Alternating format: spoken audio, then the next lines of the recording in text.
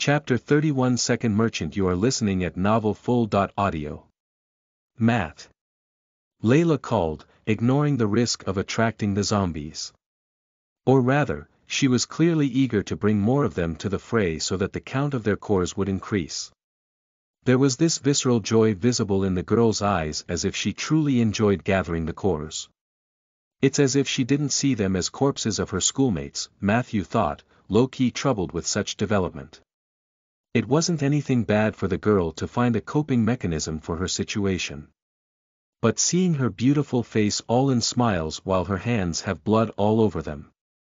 This was the most disturbing image Matthew could find on the entire floor.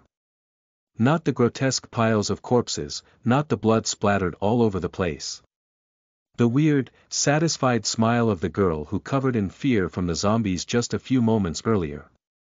Maybe leveling up has some weird effect on one's brain. Matthew attempted to guess, only to shake his head and drop the topic. This wasn't the time for such unnecessary debate.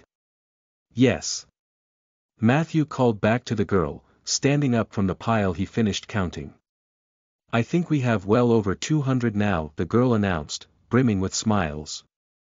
Guys, how about some help?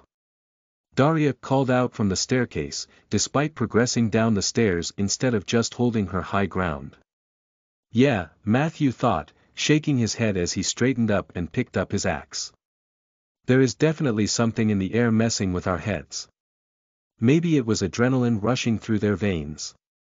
Maybe a visceral joy of their complicated lives simplified to the struggle for survival. Or maybe there actually was something in the system that messed with their brains. Did something like this happen before? Matthew thought, reaching to his memories.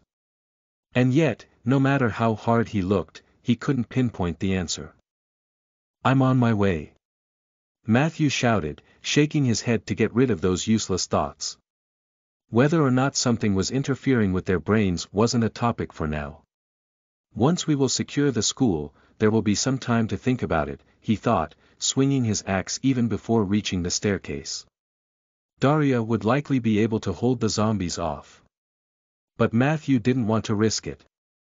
And since she called for help, he was more than happy to provide it. We should have nearly 200 by now. Layla shouted over as she dropped yet another haul by the pile of the life cores. Are you sure you don't want to summon that merchant first? Ever since Matthew first mentioned the possibility of summoning a merchant, Layla was its greatest supporter. It was likely also the reason why she was so eager to collect the cores from the fallen zombies. Because with the merchant, their ability to survive in the apocalypse would skyrocket. Still, are you really sure it's better than going back to the one you already summoned? Daria asked, and Matthew reached her position and started to swing his trusty axe around. It's not like it would take super long either, she added, only to shrug her shoulders before cutting off a zombie's head with Matthew's sword. We still need to summon 2 more merchants in the school to turn it into a true fortress, Matthew rebuked, sharing the one vital piece of information that he found out in his past life. Normally, he would keep it hidden, staying true to his idea of keeping his cards by his chest. Yet in this world, where he was likely the only one to have a system within the boundary of the school. What could anyone do with that information? Sure, I could find a better location to place the merchant, but at this very moment, there are far more benefits to just going with the flow, Matthew thought, sending a few more hits into the horde before nudging Daria. Let's head back, Matthew ordered. They reached the breaking point of the stairs, where their other part would descend towards the bottom floor rather than the wall ending the building. If they kept on going, they would soon attract the zombies from below. And this wasn't the purpose yet. Yeah, Daria nodded her head, obediently pulling back. Compared to her girlfriend, she turned out to be much more level-headed, capable of holding her newly awoken instincts at bay. Now that Matthew had made his decision, he cleaned out the last few zombies from the stairs before lowering his torso to start picking up the cores. I guess it's better to just go and do it, Matthew thought, stepping forward and leaving the task of protecting the staircase to Daria. He then approached the pile of the stones before putting them into a piece of cloth torn out of a random zombie's uniform. And then, just like he did on the top floor of the school before, Matthew repeated the summoning ritual. I, Matthew, son of Arthur, do hereby summon a tiered merchant. This was as far as Matthew's knowledge reached. What was the title of the third merchant required to form a fortress? He didn't know. I bet I can buy that information out of this guy, Matthew thought, watching how the stones exploded in brightness only for a hooded shadow to appear where they were once the light vanished. Tiered merchant? Layla asked, raising her eyes towards Matthew's face right as he reached for the merchant's shadow. That's right, Matthew nodded his head. Contrary to the claim merchant above, this one can evolve, he explained before pushing his hand forward and grasping at the dancing shadow underneath the merchant's hood. Chapter 32, Bonus Chapter, Blunder. You are listening at NovelFull.audio. The shadow within Matthew's grasp expanded the second Matt squeezed down on it. It suddenly expanded, forming a blurry barrier that separated the young man from the rest of the world. While stuck inside, Matthew's experience of time changed. It's always this weird feeling, isn't it? The young man thought, immersing himself in the darkness. He never got to truly check whether or not the time flowed differently within the merchant's shop. It was something that only required both parties to carry a clock. But still, Matthew never really had the time and opportunity at the same time to pull such a basic test out. And what seemed like a mere moment later, the darkness suddenly pulled away, revealing 3 tables both on Matthew's right and left, with a sacrificial chamber in the middle. All those elements were made from some sort of chiseled stone, giving off a tough and cold feeling. There were some runes inscribed on the sides of each of the tables, while the sacrificial chamber turned out to be a big, black, metal pot. A kettle, to be more precise. So much for grandeur, Matthew muttered, his lips twitching in a quick, small smirk. It appeared that the basic, unupgraded merchant would display its status in the shop. And once its level would rise higher. Well, let's not waste time, Matthew muttered, scanning the content of each of the tables. Sadly, most of it was already grayed out. Out of 6 items that this merchant would normally sell, only 2 remained intact. A weapon and a scroll, huh? Matthew thought, analyzing the items. Scroll indicated some sort of knowledge, every RPG addict knew that. On the other hand, a single sword on the other table didn't really need any further explanations. I will get both of them, Matthew said out loud, raising his hands and pointing at the items he wanted. Over 200 stones, huh? Matthew thought. 100 to summon the merchant, and a total of 10 stones suddenly rose up from Matthew's makeshift pouch, only to turn into a ball of light and then reveal their content. And just like this, a sword and a note appeared below Matthew's feet. Notably, though, while the scroll now turned into a blurry illusion, the sword on the table remained as it was. So I can buy multiple weapons, huh? Matthew took notice before turning his eyes towards the sacrificial pot. I wish to upgrade the shop, Matthew called out. 10 cores, the familiar, robotic voice responded to Matthew's call without fail. Matthew only nodded his head before throwing 10 cores into the kettle. The shadow that earlier revealed the area suddenly pulled towards the young man. Covering everything away from his eyes, it then shook like a single, living organism before receding again. The stone slabs making up tables turned into proper, wooden stools. And more importantly now, not only each of the tables housed now 3 items, there were even plaquettes with the names of the item attached. That's surely convenient, I thought, my eyes moving towards the new grade of items I could buy. Yet, I quickly stopped my head and leaned down, picking up both of the items I had already bought. You may now know the names of the wares, I spelled the words on the note out loud. I then raised my other hand and rubbed the side of my head, not caring for the sword I already held in it. I guess those plaquettes are not the benefit of the upgrade, then, I muttered before raising my eyes towards the new items again. Contrary to my worries, the items from the first shop didn't disappear. Yet, with their form blurred, I somehow couldn't tell at all what they represented. As such, I didn't know whether I couldn't buy them yet or if they were already out of stock. New grade of weapons, huh? I commented as I turned my eyes towards the table that still housed the simple sword. Now, there were two more options. A machete and an axe. Yet, there was a small caveat. Matthew reached down and picked up the name tag of the axe. Outside of a single exception, this is the only name tag written in golden letters, he thought before looking at the weapon in his hand. It was almost exactly the same. What's the price of those weapons? Matthew called out to the merchant. 5 cores for the sword, 20.5 for the machete, 120.5 for the fireman's axe, the robotic voice, like always, responded in an instant. Matthew's lips twitched a little.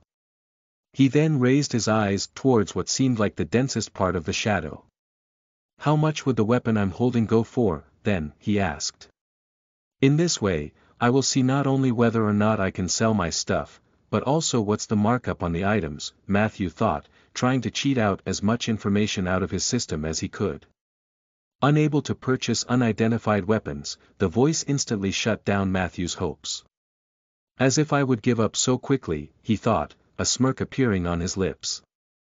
Unable to appraise items of the rank higher than the shop, the voice reluctantly gave Matthew another hint. While it still kept its robotic mannerism and tone, it somehow appeared annoyed. It's actually way easier than I thought, Matthew noticed, his eyes flashing with excitement. There was something damn satisfying in finding ways around stuff to do what he wanted. How much for another upgrade, then? Matthew asked, crossing his arms on his chest. 50 cores, the shop's voice replied in a cold tone. Tisk, Matthew clicked his tongue. Cheapskate, he spat on the ground before throwing a fistful of stones into a slightly bigger kettle than before. Go and get yourself a nicer sacrificial chamber, he added, slightly perturbed by the changes in the merchant. This time, no comment came from the merchant. The shadows exploded in volume, once again filling Matthew's immediate surroundings. Yet, when the shadows retreated a moment later, the shop changed completely. There was no sign of the former tables, all the items that Matthew had yet to buy were now gone, replaced by the new stock of even higher grade. Fuck, Matthew cursed, realizing his mistake. I guess that's karma for me, for being rude to the merchant, he thought, tightening his fists. May I ask where all the old wares went? Matt asked, raising his eyes at the shadows with the hopes of mending his faux pas. User now reached a new evolution stage of the shop. This time, the robotic voice was full of satisfaction. Please, do enjoy new wares. Chapter 33 Jackpot. You are listening at NovelFull.audio. The shop changed a lot, Matthew muttered under his nose once he finally shook off the shock of his failure. There were several reasons why Matthew was in such a rush to raise the level of the merchant. First came the need for weapons. And given how many floors Matthew's group still had to conquer before getting to the bottom floor, buying something durable was a must. Then came the endgame of Matthew's plans. The monsters. And to defeat them, punny humans like them could only rely on the might of their weapons. That is, as long as we don't outlevel those monsters first, Matthew thought, tightening his fists before taking a proper look around the shop. Yet, before he could as much as figure out the logic behind the way it was set up, the young man raised his eyes towards the densest part of the smoke before asking again. Can you appraise my weapon now? He asked. This was the third of the big reasons why Matthew was so eager to push the merchant hard. Because from the looks of things, the axe that he wielded was actually of an even higher class than the one he could buy before. Otherwise, the merchant being unable to appraise it wouldn't make any logical sense. And then, Matthew froze. Wait, how could I even use my own logic and impose it on the logic of the system, he thought, noticing his second mistake. Matthew didn't know the rules on which merchants operated. He didn't know and could ultimately only guess whether or not his idea would turn out to be correct or not. Cost of appraisal, 15 cores, the mechanic voice of the merchant announced. This time though, just like at the beginning, there was no emotion behind it whatsoever. Deal, Matthew threw another fistful of cores into the air. And while some disappeared in the same flashy manner as before, roughly half of them remained suspended in the air, free for Matthew to pick up. At least it's not scamming with the price, Matthew thought, waiting for the reveal. Status of the user's weapon updated on their log, the voice announced before disappearing. Something about the air's quality changed as if the world twitched. But Matthew couldn't really pinpoint the cause or location of this strange occurrence. User's log. Matthew muttered, lowering his eyes and resting his chin on his hand as he thought. Only one thing makes sense here, he concluded before raising his eyes and finally taking a moment to look around the new shop. The tables from before were nowhere to be seen, replaced by a row of 7 shelves. They looked exactly like the furniture of your average convenience store. In fact, if not for how varying the wares on the shelves were, Matthew could think he actually entered a small shop instead. The quality of the place was also better. The sacrificial chamber now turned into a box Matthew recognized from hundreds of mangas that he read in the past.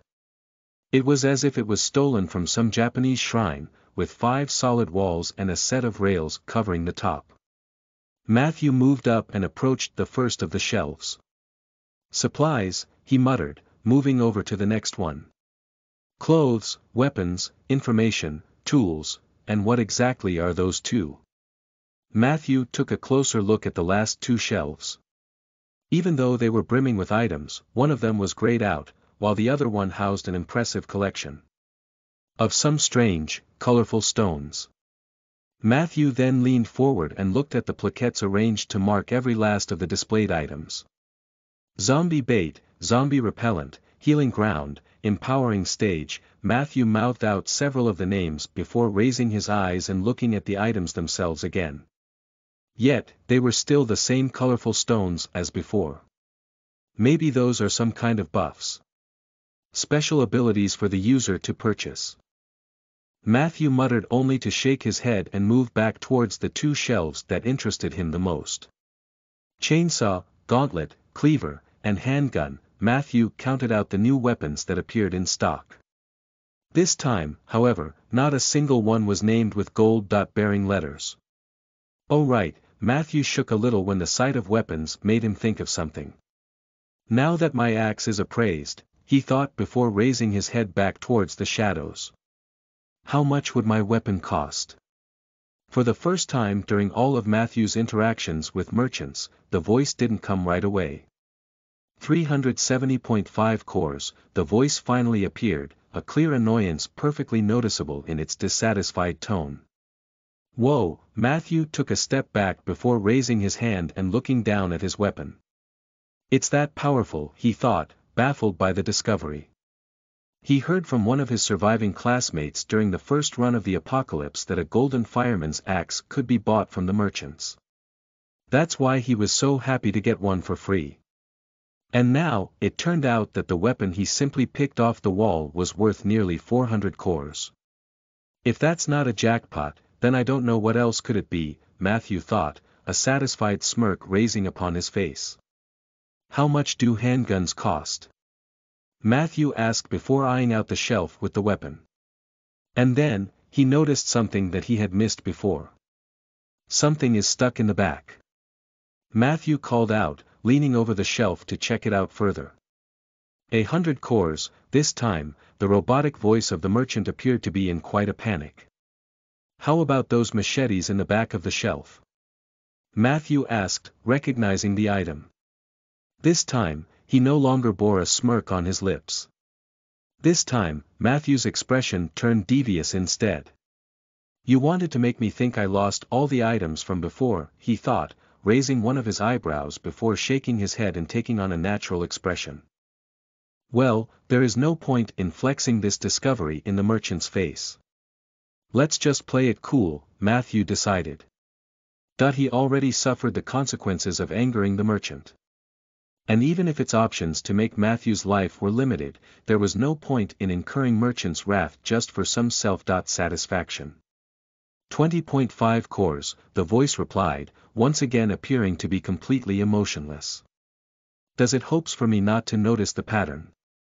Matthew thought, only to ultimately ignore the topic and throw the rest of the stones from his pouch into the air. I want 3 machetes, he announced. And after a quick explosion of bright light, Matthew's new weapons appeared on the floor right beside him. Now then, Matthew turned his head towards the other shelf that caught his interest. Could I maybe hear a little bit more about those scrolls? Chapter 34 Weapon Delivery. You are listening at NovelFull.audio. Matthew posed his question. And then he waited. And waited.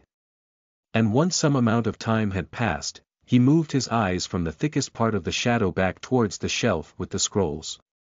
If it didn't reply right away, it likely wouldn't answer at all, Matthew thought before focusing on the names written on the plaquette below every scroll on the shelf. Patterns of spread, fortress establishment, and strategies, level information, class information. Matthew mouthed the words, going through them all one by one. If this isn't a treasure trove of knowledge, then I don't know what is, Matthew whispered to himself before throwing a glance towards the thick part of the shadow again. How much for those scrolls? He asked, pointing his finger at the shelf in general. Unable to answer, the robotic voice appeared right away. How about this scroll then? Matthew changed his question, moving his hand to point at the scroll named Class Information. 50 points, the robotic voice wasn't late this time. Yet, despite refusing to give the tally for all the scrolls before, it clearly didn't mind sharing the prices of each individual item. What's with this lack of accommodation? Matthew muttered as he shook his head sideways. He quickly recalled, though, that he wasn't in some kind of grocery where the word of a customer was a word of law. He was in a shop of a merchant that appeared at the same time as the apocalypse, and from the looks of the names of just a few scrolls picked at random, this shop was strictly tied to the very apocalypse that was happening. In other words, the times when the customer was always right were already over. As such, Matthew could only complain under his nose before accepting the truth before his eyes. How about this scroll? Matthew moved his hand over to another interesting piece. This time, it was one named Stratagems of Battling the Monsters. 100 coins, the robotic voice of the merchant replied without even a hint of hesitation, proving that there wasn't likely any point in trying to kick the price a little bit lower. I can't afford it, Matthew thought, staring at the scroll on display. Still, it's good to know that we can learn about how the world changes, even if it comes at a steep price, he thought before leaning down and picking his weapons. There wasn't anything specific for Matthew to grab. He simply reached out and waited while the shadows that created this strange realm started to contract. The momentum of the shadows quickly increased, turning their return into a vile storm that threatened to knock Matthew over. Yet, before the young man could lose his stability, everything came to an end. All of the shadows that made up the merchant's realm returned to the grasp of his hand only to then condense and turn back into the head of the merchant on which Matthew grabbed. I'm back, Matthew muttered, more to himself than to the girls left on the floor. How long was I away? Matthew quickly asked, turning his head around to ensure the situation didn't drastically deteriorate while he was busy with a merchant. Only a short while, Layla replied, gracing Matthew with a small smile. Did everything go like you hoped? She then asked, tilting her head to the side. She didn't even bother to clean herself up, Matthew thought upon taking notice of the girl's bloody hands. Or rather, bloody arms, as the marks left over by what she was tasked with doing reached all the way to her elbows. Yeah, Matthew replied, keeping his thoughts to himself before he reached out and pulled one of the machetes that he bought. This is your new weapon. It might look simple, but it's the best one I could afford right now, the young man then lied without batting an eye. Well, that wasn't exactly a lie, Matthew thought, thinking back over his own words as he turned around and headed towards the staircase to deliver the new weapon to Daria. Even though she actually started with a sword from the shop instead of some makeshift armament, it was only to be expected for that sword to start wearing off any moment now. Given the number of the zombies that she downed, the number of skulls she cracked, and the bones she split open, the blade of her sword was only moments away from breaking. "Daria!" Matthew called out shortly. Despite the unlikable front that she showed him at first, as their small group started to open up to each other, Matthew got to learn a bit about the two girls. And if Layla was the unpredictable, cute yet crazy one, then Daria turned out to be just way simpler. "Yes," the girl replied right away, kicking away a torso of a zombie that attempted to climb the staircase. "What's wrong?" She then turned her head around, only to shrug when Matthew patted her shoulder with the handle of her new weapon. "Weapon delivery," Matthew gave a quick explanation before looking down at the stairs. The roars from below only grew stronger in the few minutes they wasted on collecting the cores and then spending them. They were truly running out of time. "Well then," Matthew shook his head and placed his hands on his hips, "how about we finish up with gathering the cones and then keep on going?" Chapter 35 Anti-Exhibitionist Measures. You are listening at NovelFull.audio. "I think we are all done here," Layla reported as she approached the staircase. She then crossed her arms on her chest and looked down at the rest of her small group. "Shall we go?" Matthew raised his head to take a quick glance at the girl. He then quickly turned his eyes back in the direction he aimed them at before. "The next floor is quite full of zombies," Matthew informed as he leaned over the rail and took a peek into the floor below. "Are you sure you are up for the task, girls?" he asked, turning his eyes towards Daria. "I shouldn't need to worry about Layla, I guess," Matthew thought. This girl showcased far less human emotions and it came to the apocalypse than Matthew expected her to. Maybe it's her coping mechanism. Matthew thought, only to then shake his head. "No, it doesn't really matter," he swallowed a gulp of saliva. "But at the very least, she is pretty scary," he thought, sending a quick glance over to the girl before moving his sight back to her partner. "I'm up for it," Daria replied, shaking her shoulders as if it was just a small matter. "With this machete, fighting those stupid zombies will be a breeze," she exclaimed, raising her short weapon above her head in a triumphant gesture. "Good." Matthew shook his head, content with the level of motivation the girl had. Ultimately, this was something that they had to do, whether they liked it or not. "Still, seeing her happy to participate makes me feel a little bit better about this entire ordeal," the young man thought before turning around and taking a quick look at Layla. "While gathering the cores, did you check the classrooms on this floor?" he asked. There was no telling whether or not some more survivors managed to stay hidden despite the entire floor being filled with zombies. "I know that they are ultimately attracted to living beings, but it's a slow process," Matthew thought, approaching the doors to the nearest classroom himself. "I checked a few, just to ensure no zombies are inside," Layla said before shaking her head. "But if someone really wanted to hide in them, I didn't look close enough to be able to spot them," she added. "And I doubt anyone would come out seeing her in nothing but a skirt and blood covering her arms, chest, and legs," Matthew thought. He then took a deep breath and closed his eyes. He kept by the wall for a moment, taking his time to think things through. "Okay then," Matthew said as he pushed himself away from the wall and looked at Layla again. "First, try to get some clothes. It can be pretty distracting when you are parading with your boobs out," he ordered before sending a short yet meaningful stare towards the girl's chest. The young man only shook his head. "Daria," Matthew said in a soft tone, turning his face around to look at the other girl. Even though she first appeared to be the rowdy and sexually freed girl, Matthew has long abandoned that kind of view about her. "I get it," the girl nodded her head. "I will be leaving the stairs to you for a while, then," she added before jogging, but not naked, back to the class where she left her clothes. "Now then," Matthew muttered, rolling his eyes with how annoyed he was already with the second part of his second wife. "If you think being a virgin is a problem, then I can only have pity for you. I'm not the slave to the modern ideas of the sexual revolution because I actually paid a little attention to who invented this entire thing and why was it spread in the Western world," he pointed out, staring daggers at the girl. For the next few moments, not a single word was said. Yet, it was still Matthew that ultimately released a deep breath before shaking his head. Well, not like that socio-political stuff matters today, he claimed before lowering his eyes. Now then, can you stop acting stubborn and get dressed already?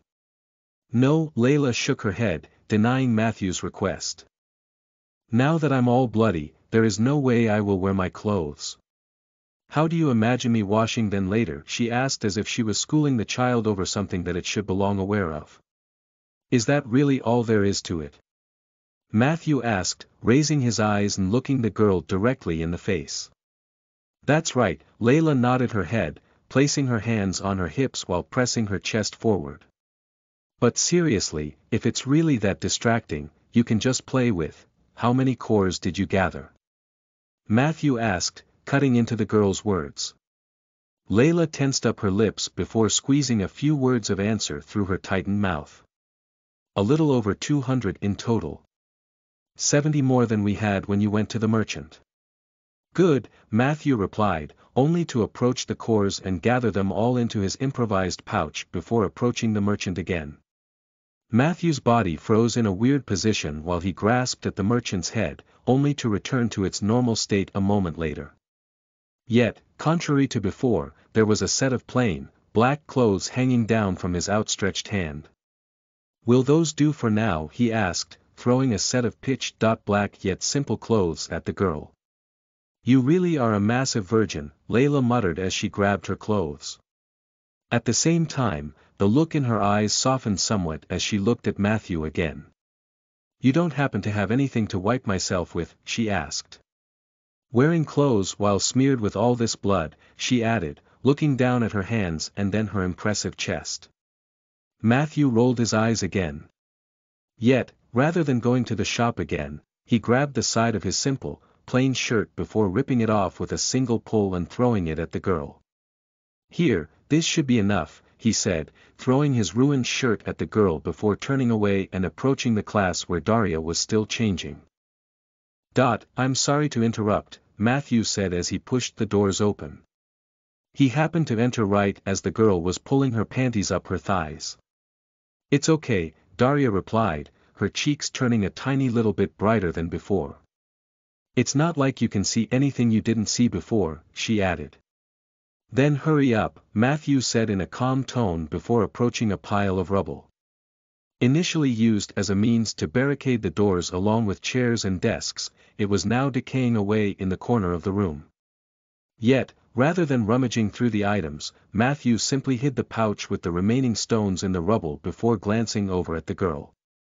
Thankfully, Dara heeded Matthew's advice, doing her best to dress up as quickly as possible. Are you ready? Matthew asked, watching with amusement as the girl struggled to pull her shirt down her sizable bosom. Actually, Daria hesitated before turning her face to Matthew and revealing a massive blush on her cheeks.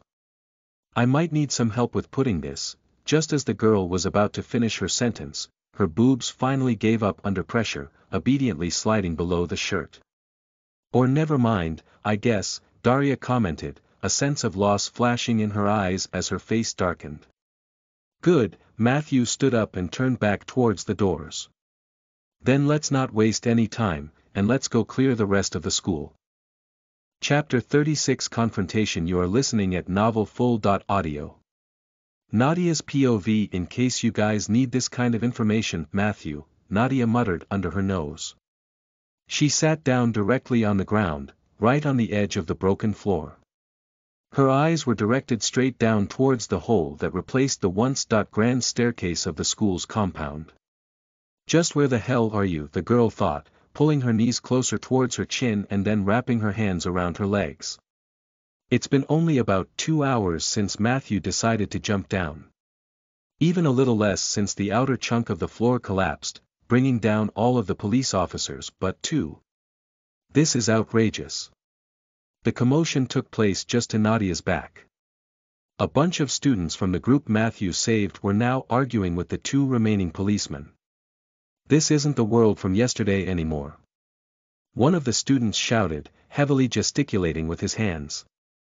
Police is no more, the military is no more, he claimed, only to end up with his hand pointing at the older of the two policemen. In other words, what makes you think you can tell us what to do? This fucking idiot, Nadia thought, squinting her eyes as she took a glance at the situation. How about this? The policeman didn't bother arguing with the group. He simply pulled out his gun and retracted its safety. Yet, even though his threat was obvious, he notably didn't point the gun up, keeping its muzzle aimed at the ground instead. How dare you? Another student joined in, the policeman's action turning into the water for the man's mill. Threatening students with a gun. Do you really think you can? Yes, the policeman answered, raising the gun and pointing it at the troublemaker. I have a gun, the officer stated as if pointing the weapon at the group wasn't enough to nail the point. And what are you going to do about it? Like a wave, the group of students backed off, not expecting the policeman to be so forward with his threats. This is bad, Nadia thought, biting down on her lips. She then stood up and circled around the uppermost floor of the school, trying to keep as much distance from the commotion as she could. A small reminder, one of the saved girls spoke out while hanging on the arm of the burly student that kept at the back of the group. When Matthew went to fight zombies, he didn't bring any guns with him, the girl pointed out with a smirk. Who gave you the right to utter his name? Nadia screamed out in her thoughts, clenching her hands into fists. The feeling of powerlessness surged through her soul, filling the girl's mind with sour thoughts. Nadia was always athletic. From the times of her childhood when she turned a local acrobatic park into her own playground, through the primary and grade school when she excelled in various sports clubs.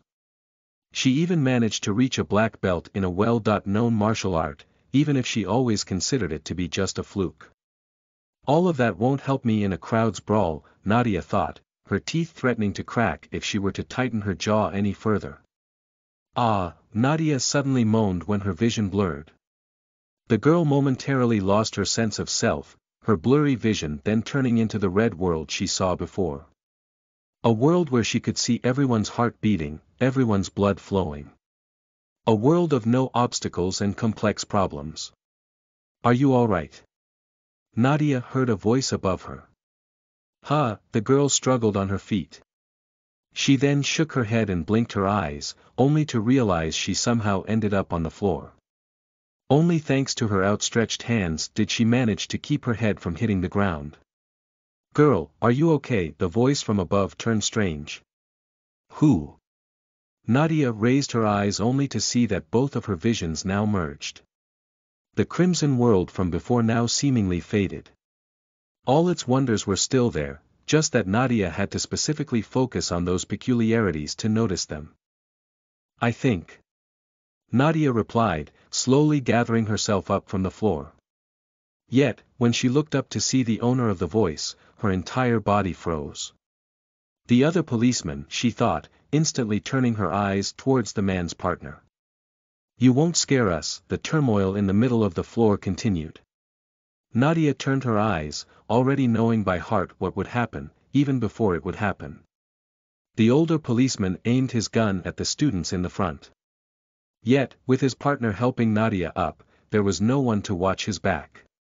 Die. Bang. The law enforcement officer likely developed his sixth sense to its limits. Or he simply paid attention to all the noises and clues of the situation he was in. The second the idiotic student shouted and then swung his improvised weapon, the policeman bent his knees, twisting his waist as he intentionally fell on his bottom. Bang! The powerful noise of the nearby chute filled the open space of the floor. Fuck!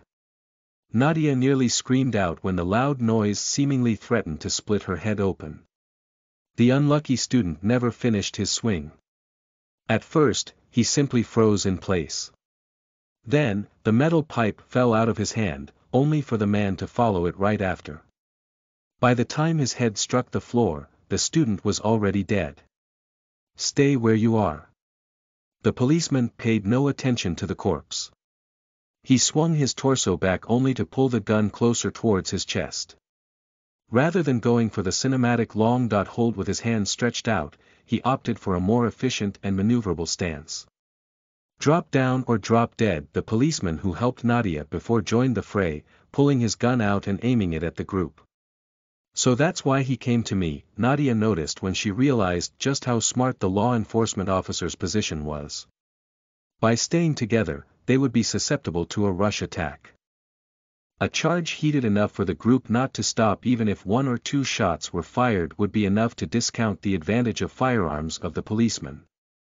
Yet, by splitting apart, leaving the more experienced soldier close to the danger while putting the other one a bit away, with a better angle over the entire group. Now, the students had no physical ways of subduing both of the officers at once. Since they numbered around 20, there was a huge chance both the policemen had just enough ammo in their guns to kill them all before reloading. And in this new situation, despite one of the students dying, the rest quickly fell to the ground. Right, Nadia released the air from her lungs, only now realizing that she held her breath back. They are only students, not zombies, nor veterans, she thought, her body relaxing a bit. Yet, there was one thing that kept the girl worried, despite the situation quickly escalating. Now that everyone's blood was pumping under the kick of adrenaline, Nadia could feel a strange lust for that rushing blood, as if an ancient, innate hunger awoke inside her. Enve. Chapter 37 Move. You are listening at novelfull.audio. I'm sorry, little miss, but I don't think we can hold on here for much longer, the policeman said in a low voice while keeping his eyes and muzzle still on the group ahead. But we don't really have anywhere else to go, do we? Nadia muttered, fighting off her newfound desires in order to maintain the clarity of her mind. Everyone who followed Matthew before ended up on the topmost floor of the school. Yet, by destroying all the staircases, they locked themselves out of the ability to run anywhere else. Sure, it was a good idea to stop zombies from swarming us, Nadia thought, biting down on her lips. But now, this gaping hole only serves to remind us that we cannot escape any further. That might be the case here, the policeman whispered before taking a step forward. Back off, he shouted, pulling the hammer of his gun back with his thumb. It was a tiny threat, especially for those who didn't really understand it. But in the era of movies, shooting games, and a general glorification of the gun, hardly anyone could fail to understand the policeman's meaning.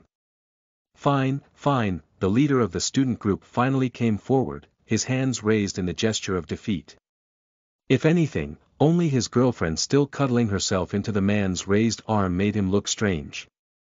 Once ahead of the entire pack, the burly young man brought his hands to the sides as if he wanted to embrace the air ahead in a bear hug. Yet, rather than going forward, he pushed backward instead, using his spread out arms to force the rest of his group along. Strangely enough, though, he didn't seem to be perturbed by the death of one of his classmates just now. We backed off. Are you happy? The young man shouted over, alternating his eyes between the old officer in the middle of the room and the other policeman by Nadia's side. Back off, the younger officer repeated his words. Ha! Nadia shrugged a little when she raised her eyes and noticed a small peculiarity. The officer's hands were sweating. He sure knows how to put on a bravado, Nadia thought, her facial muscles tensing up. Sure, his understanding of tactics against mob might be great, but compared to his senior, he is an amateur, Nadia thought, sending a quick glance at the other officer. Peter, the policeman shouted over. Get the supplies and head for the nearest staircase. The sound of the old man's voice filled the floor. And for different people, this message bore different meanings. For the students that wished to do away with the police supervision, it was a dream come true. Since officers wished to retreat without a fight, there was no use and any real point in stopping them from doing so. Yet, the supplies thingy. Given the current state of the world, it was debatable whether getting rid of the police was worth the cost of then snatching the precious little resources the group had. What's the reason for this move? She racked her brains, desperately attempting to see through the strategy of the senior officer. Weren't all the stairs blown up? For the policemen, retreating was likely the only option. They saw the hell and the bottom floor. They saw the hell that nearly reached them all the way up there. But contrary to what one could expect, it wasn't the zombies that were the greatest threat to them. It was the unruly students. The situation right now proved it. Sure, they managed to handle it so far, and it appeared as if a single shot was enough to convince the young ones about the futility of their attempts. But it was only a matter of time before the shock of what happened would pass. And in a world ruled by an apocalypse, people would strive to grow more and more resistant to the sight of death, indicating the officers had only a little time. Because once the push would come to shove, they barely had enough bullets for the first wave of the students. If anything were to happen, if either of them were to fall to an ambush. "We need to run right now," the younger officer whispered, his forehead sweating just as much as his hands. "The stalemate will crack any second now," he warned. The officer then rubbed his fingers against the handle of his gun, shaving away the slick sweat to ensure his grip. "Excuse me," a voice from behind felt like a hammer for Nadia. She was so focused on the events ahead that she didn't pay even the slightest attention to what was on her back. "Fuck." Nadia cursed under her breath, rapidly turning her head around. "It's on me," she uttered on half of a breath, hoping to stop the officer from looking to the back as well. But it was too late. "Kill." This time, the students didn't hesitate. With the younger of the officers no longer paying close attention, they only had the older of the two to be worried about. Too quick, Nadia thought, looking at the face of the remarkably cute student and likely her boyfriend that approached her. Even though she moved her eyes away, she could somehow sense the events happening in the back of her head. The students rushed forward, all eager to get the situation over with. The other officer raised his hand. Nadia could see it clearly despite not looking, as if the rushing blood in the officer's veins produced some sort of information that the girl's subconsciousness could somehow process. "I can't see the gun," Nadia thought, realizing the limits of her strange, new ability. Bang! The officer fired his first shot. Alerted by the exploding sound, the younger of the two turned his attention back to the fight, fixing his grip and raising his muzzle back towards his desired target. And then, he simply stood in place, watching how 4 more students fell to the ground, only for the rest of the group to tear the older officer apart. "I'm sorry," the officer's face turned into a snotty mess. Tears appeared in his eyes. And yet, all he could do was utter the words of apology with his trembling lips. "Move!" Nadia shouted, some sort of force pushing her into action. She reached out and grabbed the two that approached them. She then squeezed out her thigh, sending a kick towards the officer's butt. "What's happening?" Nadia screamed out in her mind, her eyes widening beyond their healthy limits as shock filled every last nook and cranny of her soul. Yet, her lips moved again, uttering a quick, simple shout. "Move!" Chapter 38 Jump. You are listening at NovelFull.audio. From just the two of us, through having an entire commando all the way to the current state of my group, Nadia thought, unable to control her body any longer. Her muscles were moving on their own, just as if someone had taken over and was attempting to help her go through the dire situation. And now I'm stuck with 2 normies, a dysfunctional officer and my strange state. Nadia lamented in her mind while her body continued to drag the 3 of her new companions towards the staircase. "I can run on my own," the officer protested, shaking Nadia's hand as he started to run himself. "Where are we going?" he then asked, turning his eyes towards the girl. "How could I know?" Mia's lips moved on their own, uttering her words in a voice oozing annoyance. "You wanted to run to the stairs, didn't you?" she then asked before shutting her mouth close to preserve her breath. As the very central point of the entire school, the place that Matthew initially picked for their stronghold was pretty spacious. It was so huge, in fact, that its creator actually fitted several rooms and additional classrooms just in the middle area in the space used for technicalities on the lower floors. "I wonder if we will make it," Nadia thought, limited to just passively watching how the events unfold. She could tell that her body operated with the strength it shouldn't have. Yet, while she could no longer control her movements, she could very well feel the drawbacks of using so much strength to run. "It burns," the girl screamed out in her mind, while her lips remained oblivious to the overuse of her body. "There," the cute girl that started the entire disaster shouted and shot her hand forward, pointing at something in the distance. "The stairs are gone."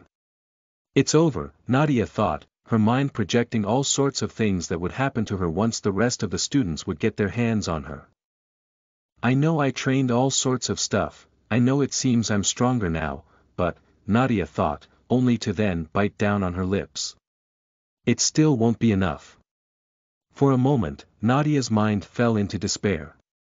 Yet, just as she was about to succumb to the dark state of her soul, the girl shrugged. She took a moment to clear her thoughts only to then cast them all aside and focus on a single, particular feeling. "My lips are cut." It was only a small detail, a tiny injury, that she found herself suffering more often than most of the other people around. All because of Nadia's habit of biting down on her lips when she couldn't figure something out. Yet, how could her lips be split open right now? Or rather, why did her body react to her thoughts if she could no longer control them? "We destroyed all the stairs, after all." The voice of the officer's comment forced Nadia's mind back on the track. She eagerly wished for a moment for herself so that she could figure out what was going. Sadly, the world around Nadia didn't care what she wished for or what she wanted. And neither did the group of students that finally figured out what was going on and started their chase. "Supplies," the officer shouted, turning his head to the back, only to feel Nadia's shoe on his butt again. "Too late, we can't grab them now," Nadia quickly informed, rushing towards the stairs. And right as the small group of 4 managed to reach the destroyed staircase, Nadia figured it out.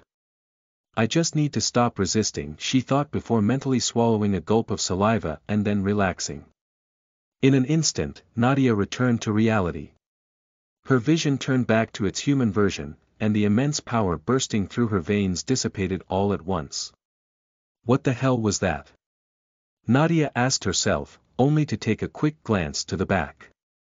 30 seconds at most, she judged the distance and the speed of their pursuers before taking a look at the gaping hole in the floor ahead. Surely enough, the floor below was filled with zombies. Yet, while jumping right into their brain-craving hands seemed like a bad idea, it was actually the act of jumping itself that Nadia was horrified by the most. If the floor breaks just like it did before, she thought, only to shake her head and grab the arm of the officer. Now was no time to deal with the psychological problems of some randoms. I didn't," the officer attempted to argue, clearly unwilling to assume responsibility for what happened, even if only on a mental level. "You fucked up before," Nadia cut the officer's words short before shaking her hand and the man's arm that she grabbed on. "But now you can redeem yourself," she stated, cursing away at the guilty feeling that instantly filled her soul. Who am I to offer that man redemption? Nadia asked herself, only to shake her head and refocus her attention. The group of students was now only 10 seconds away.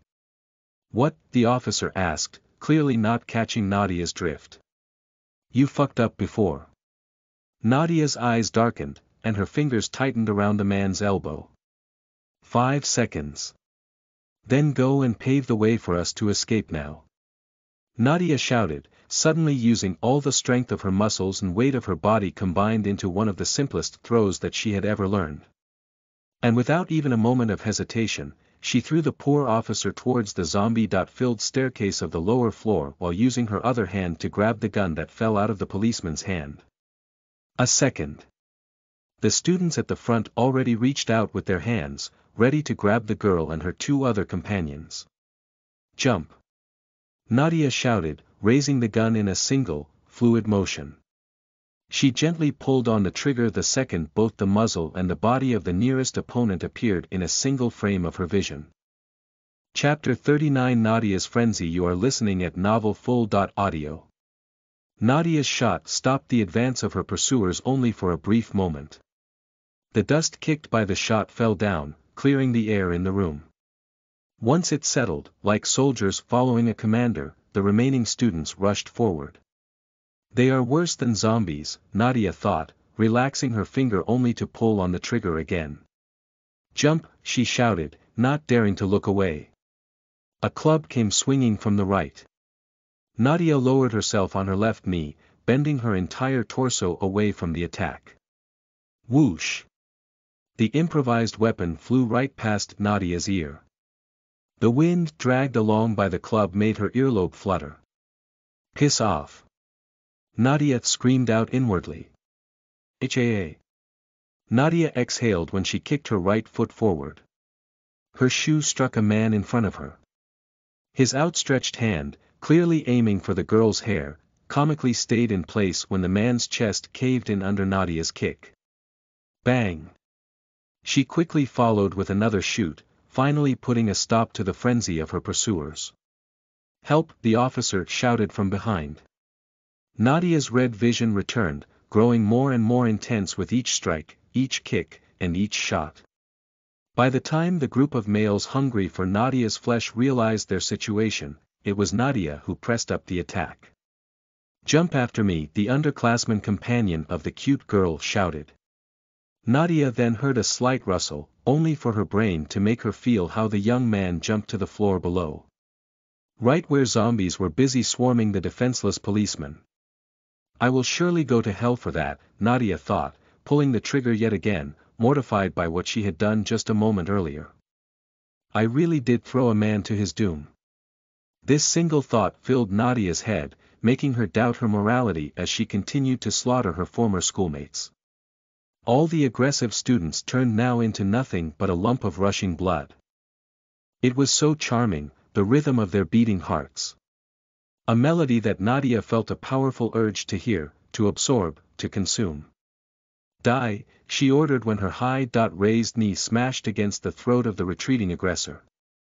This word came out of the girl's mouth without her even noticing. Die, she cried out when her finger desperately clutched against the trigger, only for the gun to fail to shoot. With no munition, a handgun was nothing more than a doorbell-like shaped lump of metal. Heavy and unhandy. Perfect, Nadia's soul resonated with the meaning of this word, her lips trembling in excitement as if she was a child that just found its new toy. Nadia switched her hold over the gun, grabbing it by its barrel instead. It took only a second for the bottom of the handgun to shatter the side of yet another student's skull. It didn't matter that the student started to retreat long ago. In her frenzy, Nadia continued to chase after her former pursuers. She killed more than half of the initial group. Judging from the sensation of beating hearts, Nadia could tell only 5 of the defeated foes remained alive, 2 of which would soon succumb to their wounds. Help! A desperate cry somehow broke through the red mist covering Nadia's mind. The red-hued world before her suddenly stalled, a flash of the normal-colored world replaced it, only for the blood-like crimson to cover everything up again.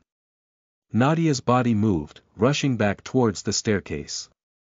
Just like before, she couldn't really control her movements. It's as if my body worked on instinct and instinct alone, she thought, her will reduced to just the spectator of the events. It was great to know that she could rely on this strange state of her mind in a pinch. It's really infuriating after all, Nadia thought, mentally clenching her hands. Whatever she would do now wouldn't be the result of her own work, her own struggle. Unable to influence what she was doing at all, Nadia felt strangely detached from the events playing out before her eyes. But for her body, Nadia's mental struggle didn't matter. Her legs carried her towards the secondary staircase, the same one that she was at just a moment earlier. And as soon as she got to the edge of where the policeman had demolished the floor and stairs before, Nadia jumped. The policeman and both of the underclassmen were already on the other side, dealing with the horde of zombies. Or actually, the pair of Nadia's juniors continued to struggle while the bloodied body of the policeman proved he paid the highest price for his incompetence before. Die! Nadia shouted from the bottom of her heart. She raised her legs and pushed them forward, opting to go for a double kick instead of a traditional landing. Nadia's shoes dug into the skull and a shoulder of 2 different zombies, respectively, and while the attack she executed with her left leg only served to hinder the zombie's movement. What? Nadia's shock was so great that she somehow got out of her frenzied state. Because the right leg that she brought down on another zombie's head actually mashed its skull in, ending its struggle to stay somewhat alive. What? Nadia muttered when she finally landed on the ground, only to instantly push forward, right into the wave of the zombies. While the shocking effectiveness of her kick took the girl by surprise, there was one memory that overshadowed everything else, forcing the girl to push through. And it was the moment when the floor of the same floor, just more towards the middle of the building, collapsed. This single event took out several well-trained and armed policemen, all of whom Matthew tried so hard to gather. As such, between getting molested by the zombies and falling to her death along with the rubble, Nadia didn't need to think much to make her choice. Chapter 40 Prime Wife. You are listening at novelfull.audio. Just die already. Nadia used her voice to add strength to her punches. With only an empty gun in her hand, she managed to clear her immediate surroundings, establishing a zone of relative safety. It was only as wide as Nadia's reach, spanning just above the length of her arms. But against the slow and clumsy zombies, this amount of space was just right. Help! The cry of Nadia's underclassmen grew weaker. There is no time, the girl thought, swirling in her spot, cracking heads all over the place. Yet, the more she rushed to help her last remaining companions, the less she cared about her own safety. Fuck! Nadia let out a small scream when a first scratch appeared on her arm. Her blood was pumping erratically, instantly covering the small yet ugly wound with blood. The entire crowd of zombies froze for a split of a second, only to then rush ahead, invigorated by the smell of truly living blood. Die! Mia shouted from the bottom of her lungs. She swung her arms faster and dulled her kicks higher and further. I'm at my limit, Nadia coldly realized, only able to observe the events her body was involved with. Nadia's body couldn't move any faster. Her strikes had already reached their top possible strength. I can't do anything to help them, Nadia thought, desperation filling her soul. Help! The cry from nearby turned silent. And then, the zombies all over the place started to move. As if someone pulled out the plug in the bath, the yet rot corpses proved that while they were slow, they still did move. Just die already. This powerful shout was out of place, as it didn't come from Nadia's mouth. It didn't come from the students that had already arrived at the edge above and observed the struggle of the escapees. It came from the place where only pleas for help arrived before. Ha! Nadia nearly jumped when her attack suddenly didn't find an opponent to land on. As more and more zombies fell to the ground under her attacks, Nadia found the free space around her expanding. For the first time since she jumped down, she had some time to look around. There are, Nadia thought, directing her eyes where her crimson vision pointed the last remaining humans to be. And to the girl's surprise, her underclassmen actually fought their way through. Die! Die! Die! The young man swung a long piece of rebar, still covered in cement dust. Where did he find it? Nadia initially thought, only to then shake her head and focus on cleaning the zombies out instead. No, it doesn't matter, she quickly realized, pressing forward with her own fight in an attempt to join the forces. If there was an advantage to the situation they were in, it was the narrowness of the corridor. As it was located at the back of the compound, most of the student traffic was concentrated towards the central parts of the building, allowing for smaller corridors and bigger classes. And now, this small width of the path they had ahead was what allowed just 3 of them to withhold a charge of zombies. I'm here! Nadia shouted when she finally managed to cut herself a path towards the 2 underclassmen of hers. Let's go, she shouted again, hoping to encourage her compatriots. I don't know where did you find the courage and strength to fight like that, but it would be a waste not to use it now, the girl thought, using this new hope as fuel for her body. Even with his help, it's still only a matter of time, Nadia thought, running her mind through every possible scenario. And then she saw it. It was just a short, neatly instant flash when her eyes struck some sort of reflective material. Maybe it was the glass of a window embedded into the classroom's sides. Maybe it was a random piece of rubble that ended up splitting so cleanly it could serve as a mirror. Nadia couldn't really tell what caused this, but for this one instant, she saw several strange objects floating all over her head. It all happened in an instant. Yet, Nadia's crimson vision allowed her to peer into the details kept within those strange, floating windows. Wife number 1, name. Nadia Astra, age. 19, level. 8+1, race. Half-zombie, class. Prime wife, status. Frenzied, what the hell? Nadia screamed out, the reality around her resuming its usual pace. The strange, floating screens disappeared from before the girl's eyes, but their image burned itself off in the back of the girl's head. What the hell is this? Nadia asked herself, swinging her arms to clear the path deeper into the floor. For each swing of her limb, another zombie would fall to the ground, never to raise up again. And before Nadia could even notice, her small group managed to clear the entirety of the corridor. The others. Nadia whispered as she violently turned around, facing the gap in the staircase. Those few students that stuck around to observe her rampage were now clearly considering whether or not to descend to the floor below.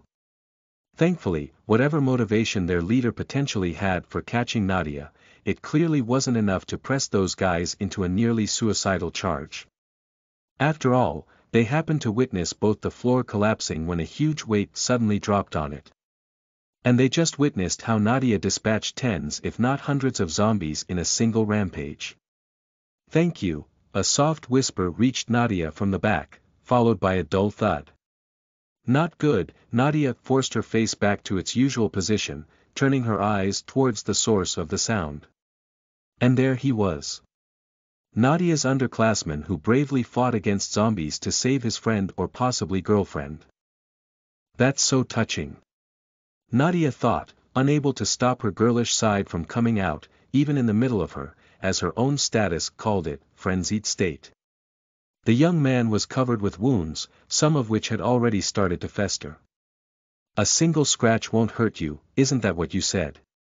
Nadia thought, recalling the words that Matthew left her with before she first started to lose her consciousness all this time before.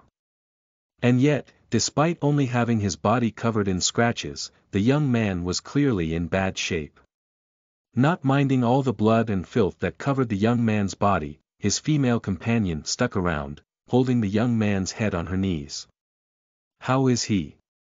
Nadia asked, only to watch how the girl gently wiped a droplet of blood from the man's cheek.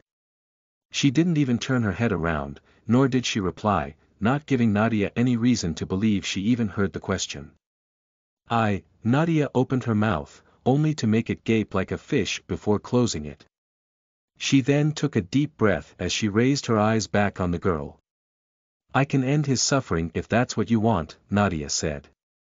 Now, it was the boy's girlfriend's time to make a decision. It was a sort of burden that Nadia couldn't help them to carry. Hoping to give the two some privacy, Nadia turned to the side, only for her eyes to lay on yet another reflective surface. And just like before, there it was. The same status as before, with just her level rising by 1. Yet, there was another screen hanging on the other hand of Nadia's head. Ugh, a distant echo of a curse barely reached Nadia's ears. Ha! Nadia shrugged when she noticed movement from the corner of her eyes. The girl's focus was now on a veteran level. Even though she only fought once, this life-or-death situation allowed the girl to crack open all the restraints that she imposed on herself over the course of her years. Long training. Yet, when she turned her eyes to where she noticed the movement. It wasn't the corridor but the very first window with her status. And in there, her level continued to go up. This time, however, it was its second component that continued to reach new heights. From 1 to 2. From 2 to 3. From 3. The counter ceased to move only when Nadia's total level reached 15. And then, the entire building shook as if it was about to collapse. Only for the entire wing to Nadia's right to go and vanish in a thunder-like noise.